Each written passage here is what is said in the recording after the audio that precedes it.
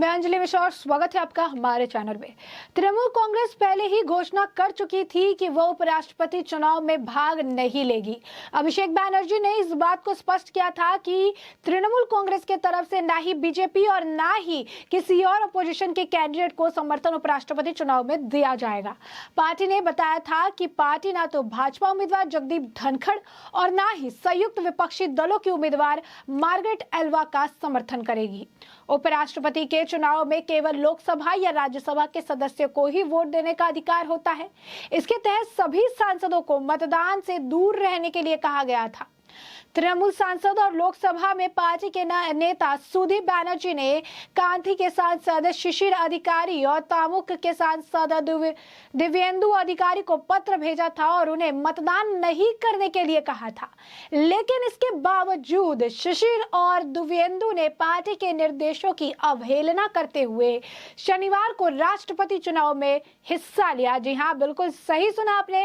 हालांकि पिता और पुत्र दोनों ने संदर्भ में कुछ भी स्वीकार नहीं करना चाहा। बता दें, शिशिर अधिकारी और दिव्येंदु अधिकारी बीजेपी के नेता और बंगाल नेता प्रतिपक्ष शुभेंदु अधिकारी के पिता और भाई है। इन दोनों के पहले से ही तृणमूल कांग्रेस से 36 का आंकड़ा चल रहा है और अब उपराष्ट्रपति चुनाव को लेकर इनकी पार्टी से दूरियां और भी सामने आ गई है। शिशिर और दिव्येंदु ने करीब से कहा, राष्ट्रपति और उपराष्ट्रपति चुनाव में व्हीप नहीं होता। ये दोनों पद देश के सबसे ऊंचे पद है। उस चुनाव में जनप्रतिनिधि वोट क्यों नहीं दे सकते? बता दें कि राज्य के सीएम और तृणमूल सुप्रीमो ममता बनर्जी दिल्ली में है और शिशिर दिव्येंदु अधिकारी भी दिल्ली में थे। तो शुक्रवार को सांसदों की पार्टी डिनर में शिशिर और दिव्येंदु को आमंत्रित नहीं किया गया था। इन नेताओं ने एक करीबी का कहना है कि एक तरफ जहां पार्टी उनसे दूरी बनाने की कोशिश कर रही, तो वहीं दूसरी तरफ पार्टी तय कर रही है कि वो वोटिंग से परहेज करे। यह कैसी नीति है? बता दें कि विधानसभा चुनाव के समय से ही इन दोनों सांसदों की पार्टी से दूरियां बनी हुई है। शिशिर अधिकारी और दिव्येंदु अधिकारी मिदनापुर के पीएम नरेंद्र मोदी की सभा में एक ही मंच पर दिखे थे, लेकिन उनका कहना है कि वे अभी भी टीएमसी के ही सांसद है। दूसरी ओर टीएमसी ने उनकी सदस्यता खारिज करने के लिए लोकसभा अध्यक्ष को पत्र लिखा और इसकी कई बार सुनवाई भी हो चुकी है। वहीं इस मुद्दे पर लिखते हुए बीजेपी नेता अमित मालविया ने कहा कि ममता बनर्जी के विधायकों ने उनके फरमान के बावजूद राष्ट्रपति चुनाव में क्रॉस वोटिंग की, एक ऐसा मुकाबला जो उन्होंने निर्णायक रूप से दे दिया। टीएमसी सांसदों ने वाइस प्रेसिडेंट चुनाव में दूर रहने के उनके फैसले की अवहेलना की।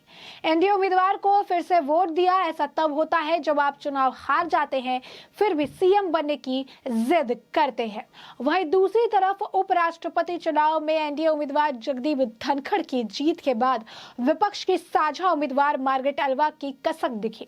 उन्होंने हार की खीज तृणमूल कांग्रेस अध्यक्ष ममता बनर्जी और अन्य मतदान से बाहर रहने के फैसला करने वाली पार्टियों पर निकाला। ममता बनर्जी पर इशारों में निशाना साधते हुए मार्गरेट एल्वा ने कहा कि भारतीय जनता पार्टी का प्रत्यक्ष या परोक्ष रूप से समर्थन करके कुछ दलों और उनके नेताओं ने अपनी विश्वसनीयता को नुकसान पहुंचाया है। उपराष्ट्रपति चुनाव में हार के बाद मार्गरेट एल्वा ने एनडीए उम्मीदवार को बधाई भी दी। एनडीए उम्मीदवार की जीत के बाद टीएमसी प्रमुख और पश्चिम बंगाल की सीएम ममता बनर्जी पर मार्गरेट एल्वा नाराजगी सबसे अधिक देखने को मिली। दरअसल ममता बनर्जी ने उपराष्ट्रपति चुनाव में पार्टी के मतदान में शामिल न होने की घोषणा की। इसके बाद विपक्षी एकता भी सवालों के घेरे में आ गई। हार से नाराज सीनियर नेता मार्गरेट एल्वा ने कहा कि भाजपा का प्रत्यक्ष या परोक्ष रूप से समर्थन करके कुछ दलों और उनके नेताओं ने अपनी विश्वसनीयता को नुकसान पहुंचाया है। साथ ही चुनाव में समर्थन करने वाले दलों और उम्मीदवार का साथ देने के लिए उन्होंने सहयोगी दलों के नेताओं और सांसदों का आभार जताया।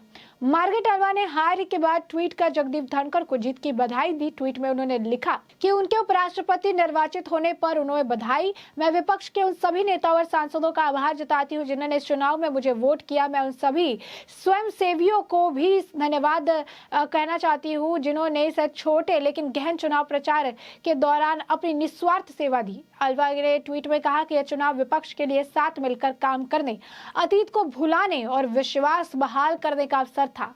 भाजपा का प्रत्यक्ष रूप से या परोक्ष रूप से समर्थन करके कुछ दलों और उनके नेताओं ने अपनी विश्वसनीयता को नुकसान पहुंचाया।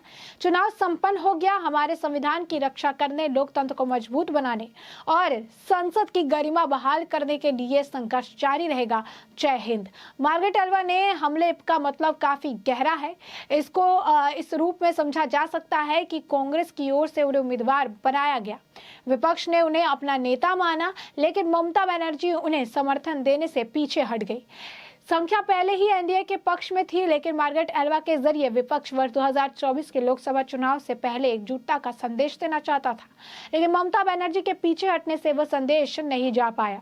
कांग्रेस के स्तर पर तय नेता के साथ खड़ा ना होकर देख ममता बनर्जी ने अपनी लाइन साफ कर दी।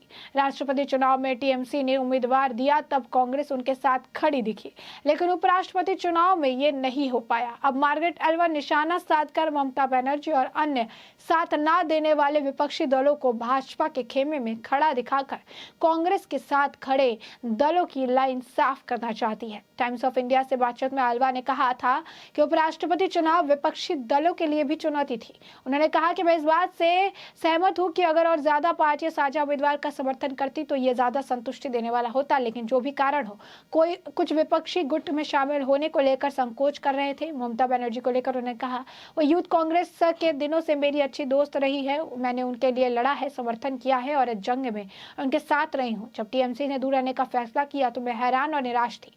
इस चुनाव में कोई व्हीप नहीं होता और यह एक गुप्त बैलेट होता है। अगर आप व्हीप जारी नहीं कर सकते तो आप अपने सांसदों को वोट नहीं देने के लिए कैसे कह सकते हैं?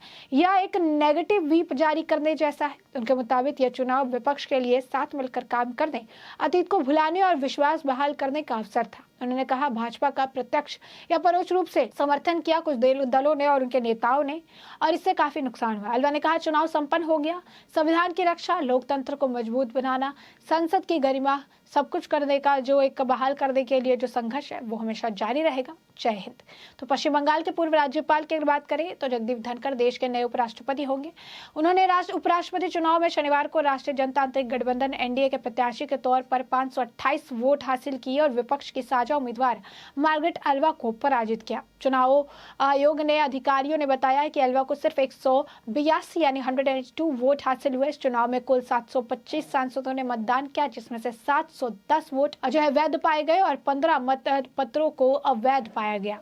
और इसी वजह से इस तरीके से जीत हो गई। अब जीत का आप टिकरा देख सकते हैं कि जीत और हार का टिकरा अब मार्गरेट एल्वा नाराज नजर आई ममता बनर्जी और तृणमूल कांग्रेस से। वहीं जिस तरीके से ममता बनर्जी के आदेश का पालन नहीं करने के बावजूद दो सांसदों ने वोट किया, दो विधायकों ने वोट किया, इसके बाद उन्हें कारण बताओ उनको एक नोटिस भी जारी किया गया और ये पूछा गया कि आखिर उन्हें मना करने के बावजूद उन्होंने वोट क्यों डाला है। तो एक तरफ पार्टी उनसे दूरी बना रही है, तो दूसरी तरफ उनसे ये भी एक्सपेक्ट कर रही थी कि ये लोग वोटिंग से दूरी बना के रखे, जिसको इन्होंने मानने से मना कर दिया। तो ऐसे में हमने आपको ये पूरा मामला बड़े विस्तार से बताया है कि इस वक्त पश्चिम बंगाल की राजनीति में क्या कुछ चल रहा है। तो ऐसे में अब इस पूरे मामले पर आपकी जो राय हो कमेंट सेक्शन में कमेंट करके जरूर साझा करें। धन्यवाद।